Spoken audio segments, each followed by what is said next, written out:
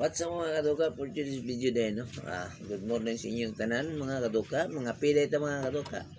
Sumaga kami nagising mga kaduka kasi may kanya-kanya kaming trabaho. Tapos habang naghihintay pa sa oras pag pasok sa trabaho, maglaba muna yung misis ko. At ako naman maglinis ng tricycle. Okay, samahan nyo kami mga kaduka, mag-coffee muna tayo. Bago mag-coffee, mag-kiss muna. Good morning, man.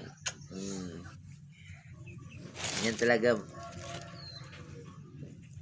mga katuka. Mahalin natin ang ating asawa para hindi tayo bugbugin.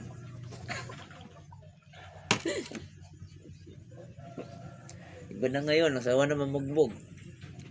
Hindi tayo magsalig sa ating katawan na malaking kasi tirahin tayo ng bunganga, hindi tayo makabantay.